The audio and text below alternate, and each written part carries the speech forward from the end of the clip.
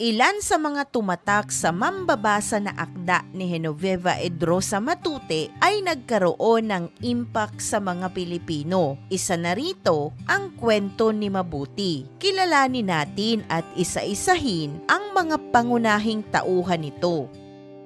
Unang tauhan, si Mabuti. Siya ay mabait, matatag, matiisin, mapagbigay, mapagmahal sa anak, positibo sa buhay at may malalim na pananampalataya. Siya ang pangunahing tauhan ng kwento. Bilang guro, naging inspirasyon siya ng kanyang mga mag-aaral. Sa kabila ng lihim niyang kalungkutan, ay ipinakita niyang maaaring manatiling matatag at mabuti ang isang tao.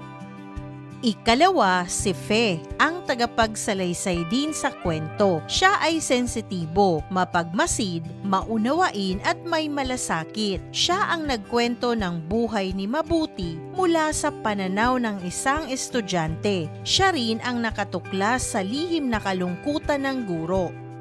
Ikatlo, ang anak ni Mabuti. Siya ay masayahin, inosente at puno ng pangarap ayon sa kwento ng kanyang ina. Siya ang sentro ng mga pangarap at pag-asa ni Mabuti. Ang bata ang nagbibigay lakas at inspirasyon sa kanyang ina. Ikaapat, asawa ni Mabuti. Siya'y manggagamot. Hindi tuwirang inilarawan ngunit ipinahiwatig na may ibang pamilya o buhay na hiwalay kay Mabuti. Siya ang sanhi ng lihim na kalungkutan ni Mabuti. Ikalima, mga kamag-aral. Karaniwang mga estudyante na walang gaanong malasakit sa personal na buhay ng guro. Nagpakita sila ng kaibahan ng pananaw ng tagapagsalaysay na siyang tunay na nakaunawa kay Mabuti. Nakilala na natin ang mga pangunahing tauhan sa akda na isinulat ni Genoveva Edrosa Matute na pinamagatang Ang Kwento ni Mabuti. Basahin na natin ang buod ng kwentong ito.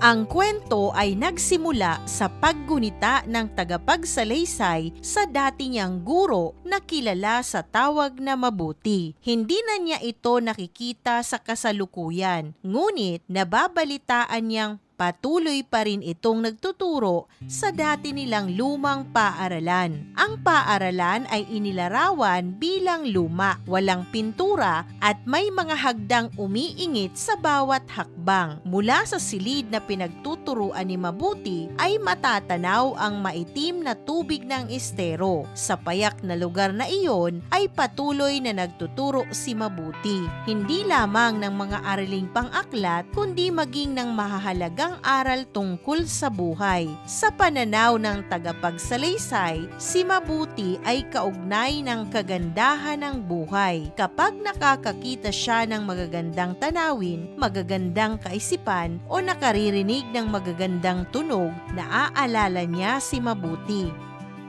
Gayunman, walang pambihirang katangian sa panlabas na anyo ang guro. Isa lamang siyang ordinaryong babae na karaniwang manamit at mamuhay. Wala rin pumapansin ng labis sa kanya sa paaralan. Tinawag siyang Mabuti ng mga mag-aaral dahil iyon ang madalas niyang sambitin. Kapag nagtuturo siya, lagi niyang ginagamit ang salitang iyon bilang panimula o pampuno sa kanyang mga pangungusap. Unti-unting naging salamin ng kanyang pananaw sa buhay ang salitang iyon dahil lagi niyang pinipiling makita ang mabuting bahagi ng mga bagay-bagay. Nagkaroon ng natatanging ugnayan ang tagapagsalaysay at si Mabuti nang minsang mahuli siya nitong umiiyak sa isang sulok ng silid-aklatan. Takip silim noon at tahimik na ang buong paligid.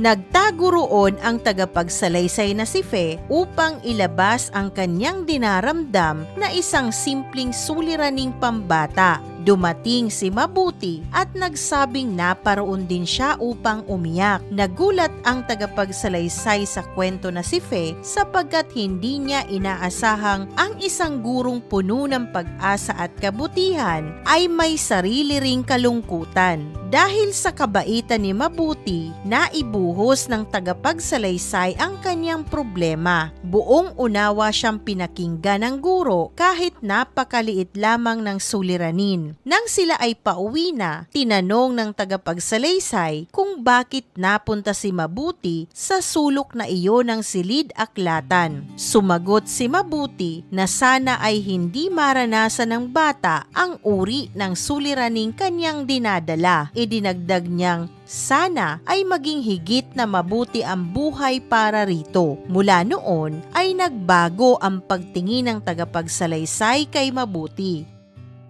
Habang nagtuturo ito, napapansin niyang tila may itinatagong lungkot ang guro. Gayunman, hindi iyon kailanman nakita sa kanyang pagtuturo. Lagi pa rin siyang masayahin, puno ng pag-asa at nakapagbibigay inspirasyon sa kanyang mga estudyante. Sa bawat aralin sa panitikan ay ipinadama niya ang kagandahan ng buhay at pinayaman niya ang isip at damdamin ng kanyang mga mag-aaral. Malalim ang pananampalataya ni Mabuti sa Diyos, sa tao at sa kabutihan ng buhay. Dahil dito, nakakakita siya ng kagandahan kahit sa mga payak na bagay lamang. Hindi siya nagsasalita tungkol sa sarili niyang buhay, ngunit madalas niyang ikwento ang kanyang nag-iisang anak na babae. Punong-puno siya ng pangarap para rito. Nais niyang maging manggagamot ang anak balang araw.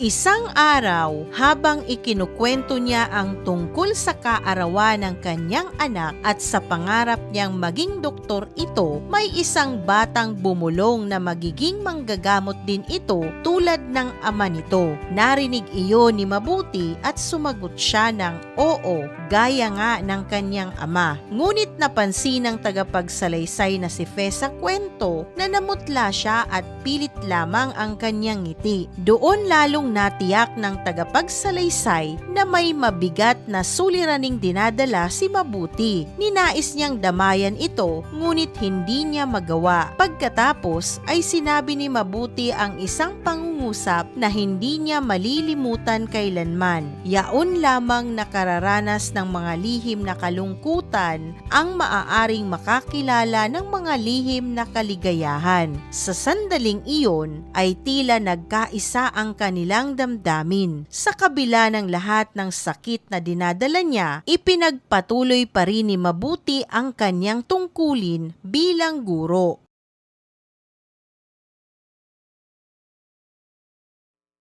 Patuloy niyang ipinakita sa kanyang mga mag-aaral ang kagandahan ng katapangan at ang kahalagahan ng pagpapatuloy sa buhay gaano man ito kahirap. Sa wakas ng kwento, nabalitaan ng tagapagsalaysay ang pagkamatay ng manggagamot na ama ng anak ni Mabuti. Namatay ito at naburol sa ibang bahay, hindi sa tahanan ni Mabuti at ng kanyang anak. Doon tuluyang naunawaan ng tagapagsalaysay ang lihim na kalungkutan ni Mabuti na ang asawa nito ay may ibang buhay at hindi tunay na kasama ng kanyang pamilya. Sa kabila ng mapait na katotohanan iyon, pinili pa rin ni Mabuti ang maging matatag, mabuti at mapagmahal sa buhay.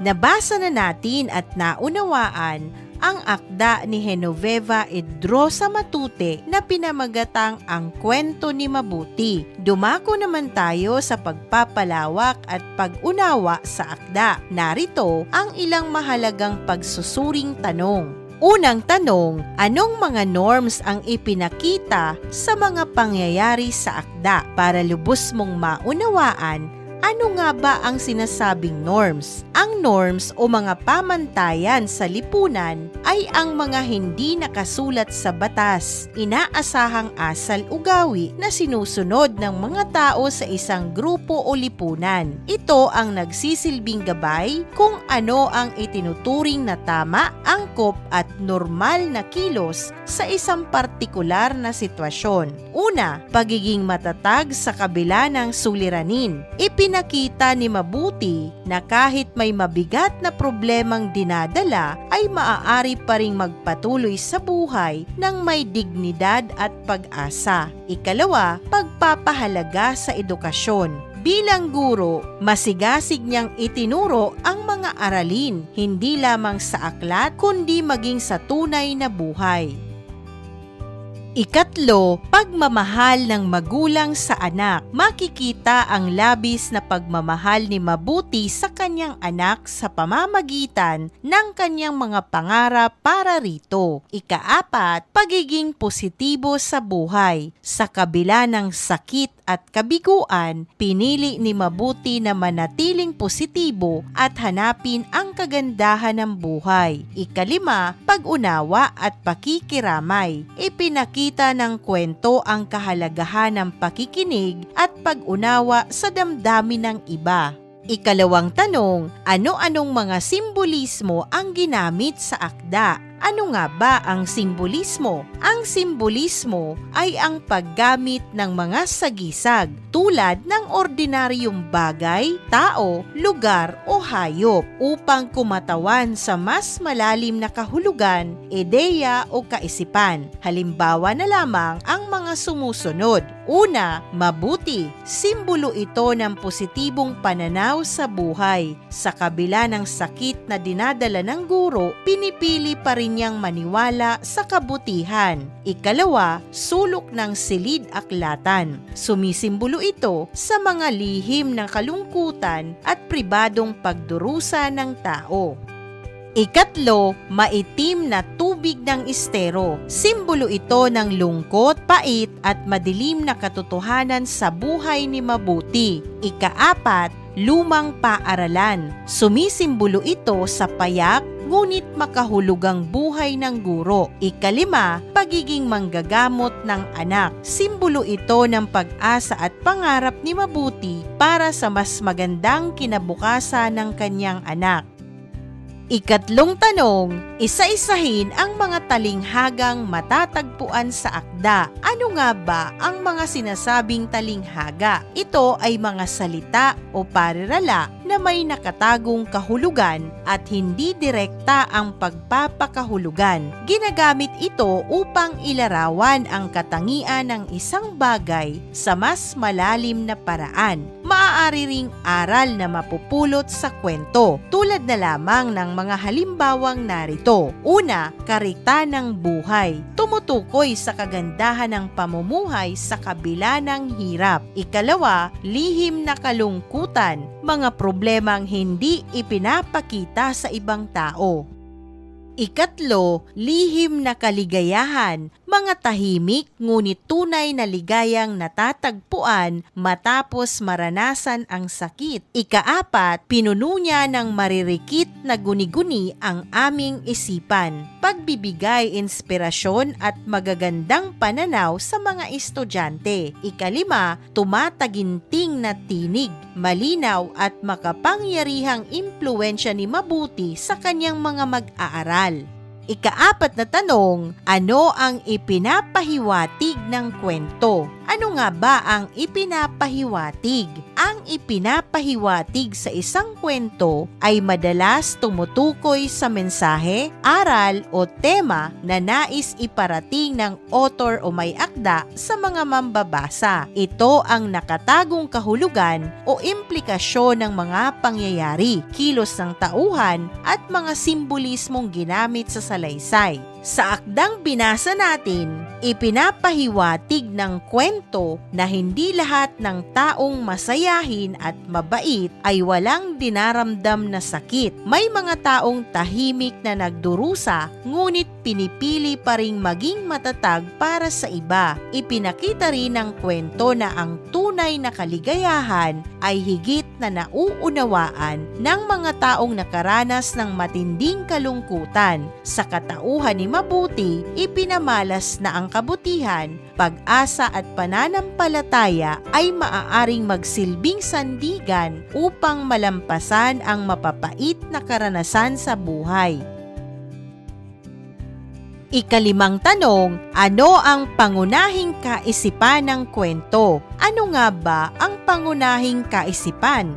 Ang pangunahing kaisipan ng isang kwento ay tumutukoy sa pinakamensahe, ideya o pinakabuod na nais iparating ng may akda sa mga mambabasa. Ito ang sentral na paksa na bumubuo sa kabuuan ng salaysay. Sa kwento na ating binasa, ang pangunahing kaisipan ay ang katotohanang ang tao ay maaaring magkaroon ng mga lihim na kalungkutan, ngunit maaari pa ring manatiling matatag, mabuti at puno ng pag-asa. Ipinapakita ng akda na ang tunay na kagandahan ng buhay ay hindi lamang nasusukat sa saya, kundi sa kakayahang magpatuloy at magmahal sa kabila ng mga pagsubok. Sa pamamagitan ni Mabuti, ipinabatid sa mambabasa na ang pagdurusa ay hindi hadlang upang maging inspirasyon sa iba at makakita pa rin ng liwanag sa buhay.